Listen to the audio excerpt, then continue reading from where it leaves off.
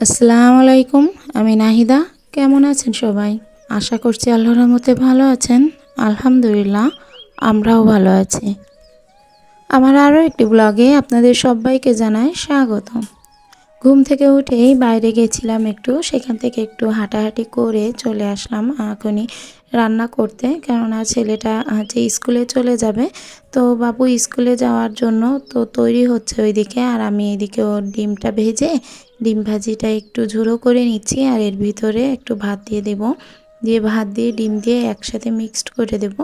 ভাতের পরিমাণটা আজকে একটু বেশি দিচ্ছি, কেননা আজ আমার ভাইয়েরও পরীক্ষা আছে। তো ও আর বাবু দুজনে প্রায় একই টাইমে বাসা থেকে বেরিয়ে যাবে। তো ভাবলাম ওদের একই সাথে দিয়ে দিই, আর এর সাথে অন্য কিছু একটা দিয়ে দেব। যদি ওদের লাগে নিয়ে নেবে, আর যদি না লাগে তাহলে এটাই অল্প করে খেয়ে চলে যাবে। আর প্রত্যেকের টাকা দিয়ে দিব, যদি হয় সম্ভব হয় তাহলে বাইরে থেকে নাস্তাটা করে নেবে, পরাঠা অথবা রুটি, যেটা যেমন যার যেটা ভালো লাগে সে তেমনটা খেয়ে নেবে। আর এই ভাতের ভিতর আমি একটু মশলা দিয়েছি। তো এই মশলাটা দিলে ভাতের কিন্তু ইয়েটা বেশি হয়, টেস্টটা বেশি হয় এবং ঘ্রাণ করে খুব সুন্দর। ওরা এই ধরনের ভাত ভাজি খেতে খুবই পছন্দ করে, আর এটা সরিষার তেল দিয়ে করেছি। এটা খেতে সত্যি খুব ভালো হয়।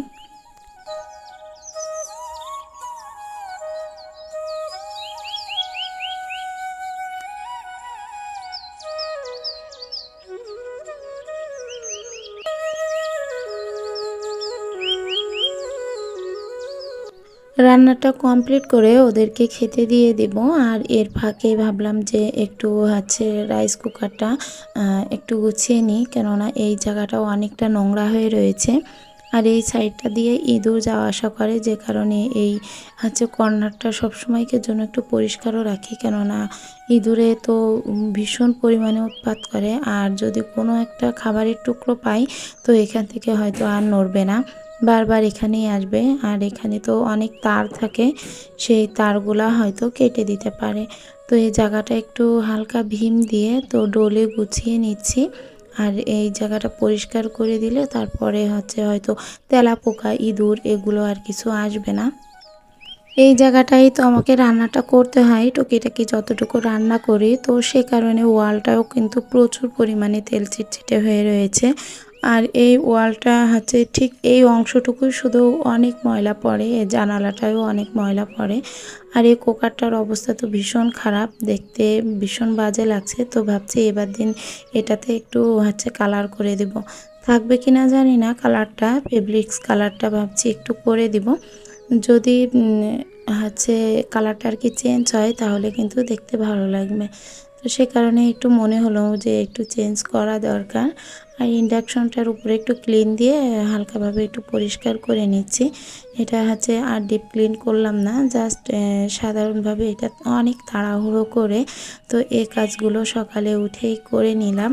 এইটা যদি কমপ্লিট করতে পারি তাহলে এই রান্নাঘরের কাজটা অন্তত পরিষ্কার থাকবে।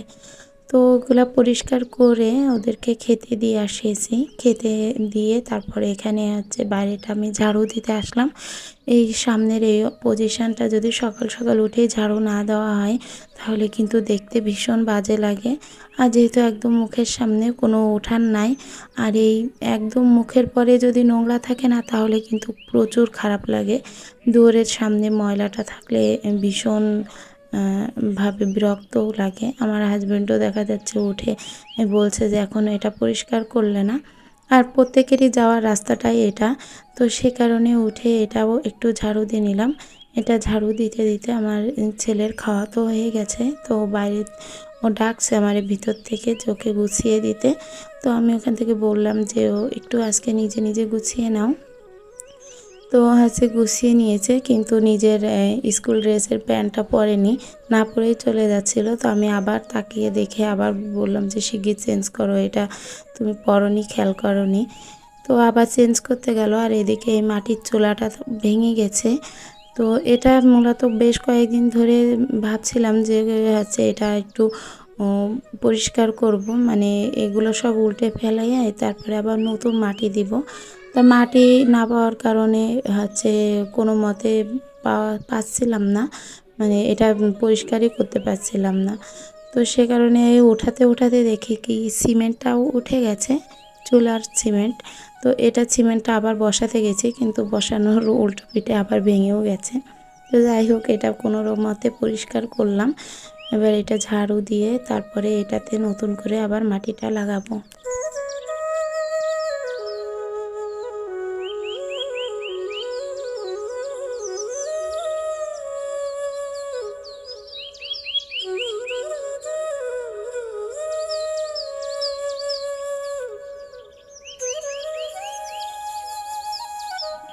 এই মাটিতে প্রচুর পরিমাণে ঝিল রয়েছে, শিকড় রয়েছে। তো এই ঝিল আর শিকড় আস্তে আস্তে খুঁটে খুঁটে তারপর ফেলে তারপর অনেক কষ্টে চুলাটাকে লেপছি।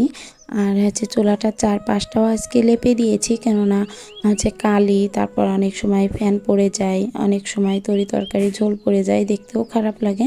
তো সে কারণে ভাবলাম পরে যা হয় হবে, এখন আপাতত লেপে পরিষ্কার করে রাখি। তো এই তো লেপা হয়ে গেছে। আমি এখানে চালটা ধুয়ে দেব, তার জন্য পানিটাও দিয়ে দিয়েছি। আর আমার ভাতটা হয়ে গেছে। আর চারিপাশে চুলার অবস্থা তো ভীষণ পরিমাণে খারাপ, কেননা চুলাগুলো একদম পুরো ফেটে ফেটে গেছে। আর আজ রান্না করেছি কলা দিয়ে, তেলাপিয়া মাছ দিয়ে রান্না করছি।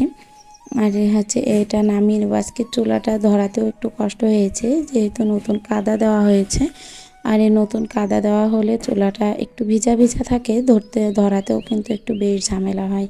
আর চারিপাশ পুরো ফেটে ফেটে উঠে উঠে আসছে। এটা আবার গতকালকে মানে আগামীকালকে ঠিক করা লাগবে।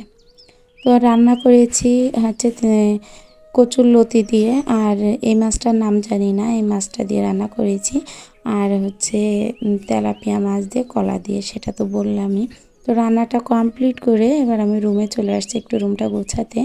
তো রুমের এই বসার জায়গাটাকে ভালো করে ঝেড়ে গুছিয়ে নিয়েছি, নিয়ে তারপর আমি রুমটা একটু ঝাড়ু দিয়ে নিচ্ছি। সংসারে সম্পর্কই বলেন আর যে কোনো কিছুই বলেন, খুব যত্নে না রাখলে কিন্তু সেই জিনিসটা ভালো থাকে না। সম্পর্কগুলোকে অনেক যত্ন করা যদি আমরা পারি, যত্ন করতে পারি, তাহলে সম্পর্কগুলোও যেমন খুব ভালো থাকে এবং সেটা যত গভীর হয়, ঠিক তেমন কাপড় চোপড়ও ওরকম। কাপড় চোপড় কিন্তু আমরা খুব যত্ন করে রাখি, আর সেটা অনেক দিন ভালোও থাকে। সম্পর্কটাও যদি আমরা এইভাবে করে যত্নে রাখি, তাহলে সে সম্পর্কে কখনো ফাটল ধরে না। আর এই যে একটা শাড়ি আপনাদেরকে দেখাচ্ছি, এতগুলো কথা কেন বললাম। এই শাড়িটা আমার আম্মুর হাতের, আমার আম্মু আমাকে কিনে দিয়েছিল। বেশ অনেক বছরই হবে এই শাড়িটার, কিন্তু শাড়িটা দেখলে এখনও মনে হবে যে হয়তো কেবলমাত্র শোরুম থেকে বেরোলো। এতটা সুন্দর আর এতটা গ্লেজি দেয় শাড়িটা। খুব যত্ন করে রেখে দিই আমি আমার প্রত্যেকটা স্মৃতিগুলো আঁকড়ে রেখি। আমার প্রত্যেকটা সম্পর্কগুলো আমি কখনো ভাঙন ধরতে দেয় না। আমার এত বছরের সংসার, আমার কখনো পর্যন্ত আমার শাশুড়ি, আমার যা, আবার আমার দেওর, তো এই এতগুলো লোকের সাথে আমার শ্বশুর তো ভীষণ ভালো ছিল, তিনি এখন আর বেঁচে নেই। তো প্রত্যেকটা সম্পর্কে আমার সাথে ভীষণ ভালো প্রত্যেকটা সম্পর্ক। সেটা আমি একসাথে থাকতেও কি অথবা আলাদা থাকতেও কি।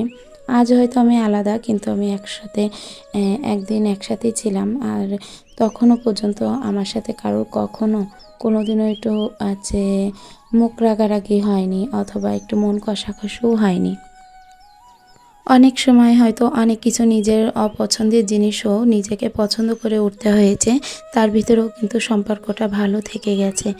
যদি তখন নিজের পছন্দগুলোকে প্রাধান্য দিতাম বেশি করে, তাহলে হয়তো আজ এই সম্পর্কটাও টিকে থাকতো না, অথবা আমার এই সুন্দর একটা সম্পর্ক, সংসারও আর কি আমি পেতাম না। একটু রাগারাগি হয়তো হতো, আমি হয়তো আলাদা হতাম। একদিন না একদিন তো নিজের সবারই কিছু না কিছু সংসারে আলাদা হয়, অথবা একসাথে থাকলেও নিজেরটাই গোছানো হয়, কিন্তু সেটার জন্য একটু সময়ের প্রয়োজন হয়। কিন্তু আমরা অনেক সময় অধৈর্য হয়ে যাই এবং সম্পর্কগুলোকে টিকিয়ে রাখতে পারি না। মনে হয় যে বিরক্ত হয়ে গেছি, এই ধরনের একটা কাজ থেকে মুক্তি পেতে চাই। কিন্তু সম্পর্কগুলো আস্তে আস্তে তাদের মতামত অনুযায়ী চলতে পারলে, তাদের মন জোগায় চলতে পারলে, তাহলে কিন্তু সম্পর্কটাও যেমন টিকে থাকে, তেমন নিজের সংসারটাও কিন্তু সুন্দরভাবে গড়ে ওঠা যায়।